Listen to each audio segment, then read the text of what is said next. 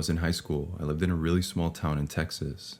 It was the kind of place where everyone was either related to each other or hated each other. I had no family there, so you get the idea. I did have a beautiful girlfriend though, and the other guys in town honestly resented me for that. Nothing major, just petty harassment, the occasional fight. But as time went on, I did get a sense that things had been escalating.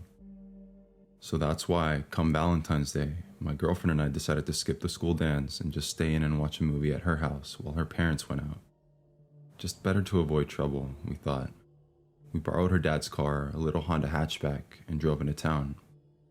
We stopped at the video store for a movie and went to Dairy Queen for some ice cream, then we headed home. For context, my girlfriend lives out in the middle of the woods along a lonely road with no streetlights. We were chatting, eating our blizzards, when all of a sudden, a car came up behind us. No big deal, I thought. But then I saw it. As I glanced back at the other car, its headlights flooded the interior of my car.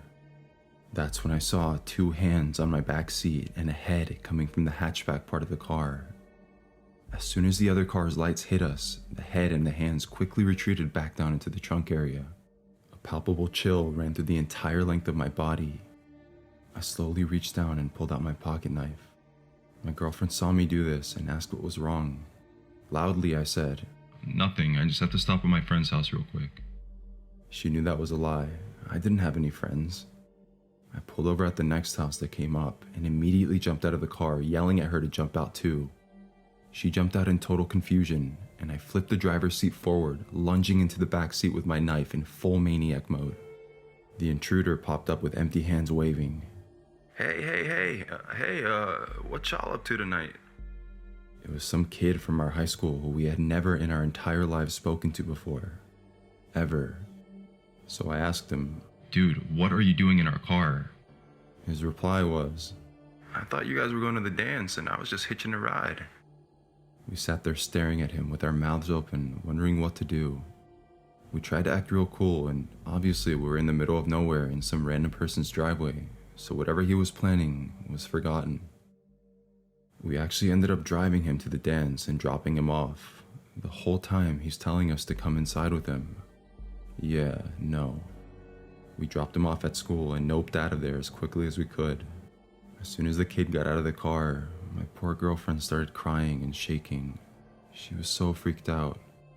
I felt terrible and partly responsible that this happened to her on Valentine's. I still have no idea what this weird kid's intentions were when the lights caught him crawling out of the hatchback. I'm just so thankful I saw him in time.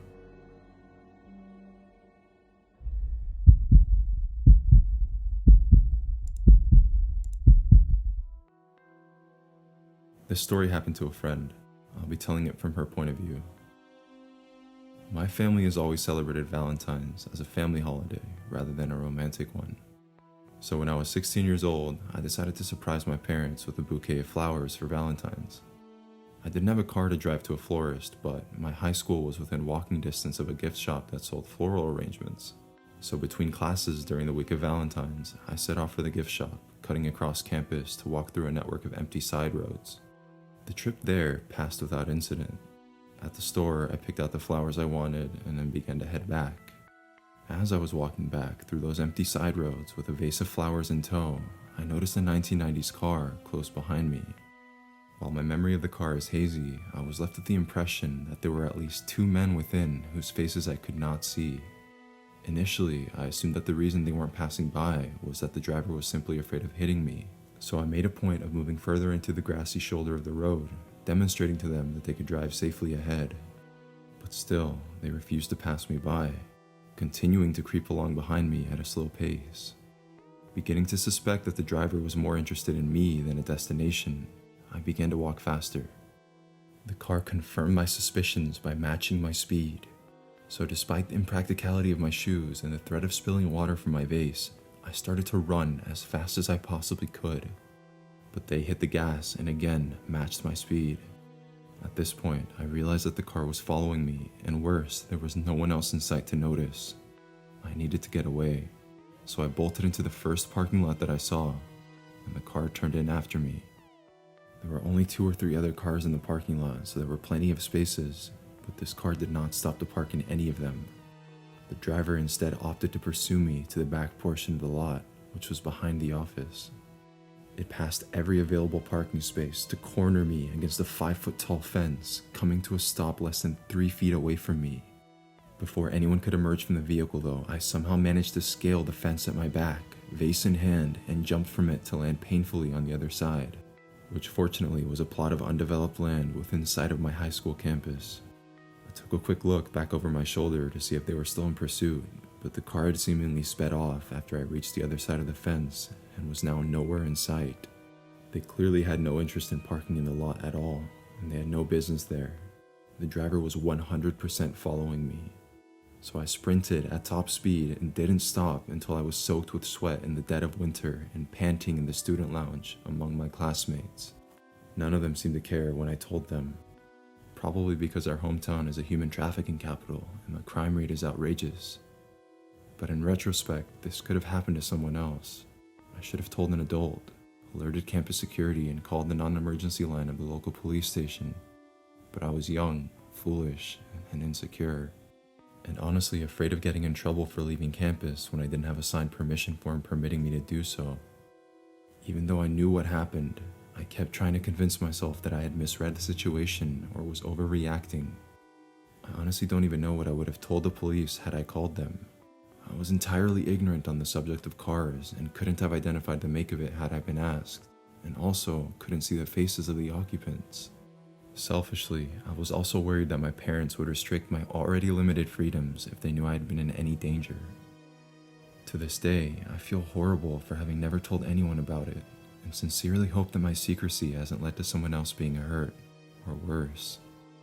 For months after that experience, I scoured missing people ads, but thankfully, the only missing people in the city were men, aside from one woman a few decades ago.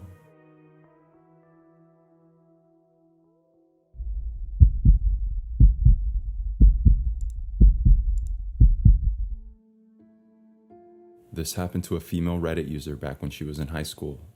The story will be told from her point of view. My mom recently retired from the local police department. While cleaning out her office, she stumbled upon paperwork about this experience I went through and shared it with me.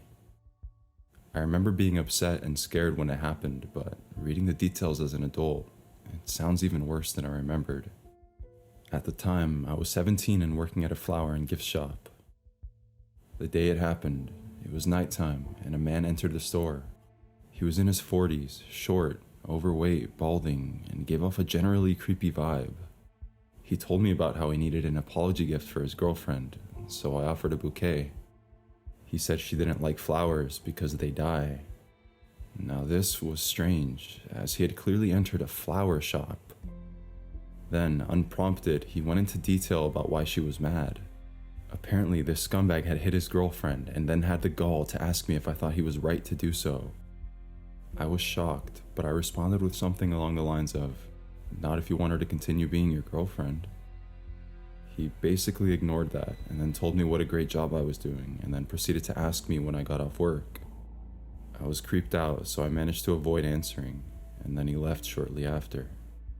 I thought that was it. Nothing happened for 6 months. Then, right before Valentine's Day, he walked in the door 1 minute before closing. It was dark, and from the outside of the store, it looked like I was working alone, as my 40-year-old coworker Brenda was in the bathroom. Instinctively, it felt like a predator had just entered the room.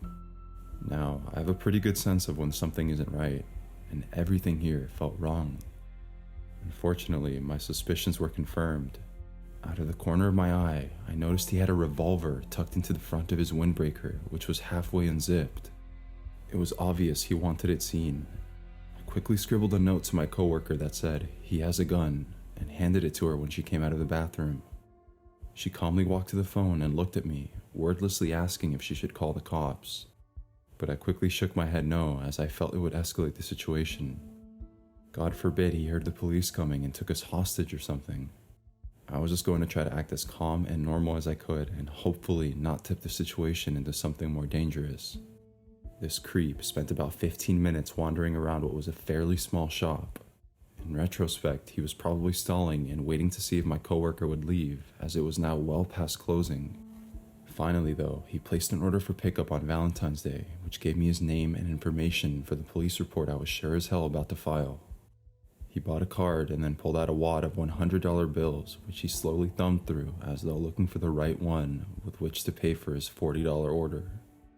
I asked him if he wanted a bag, but he replied, "No, I don't feel like being conspicuous tonight," which seemed like an obvious reference to the gun hanging out of his coat.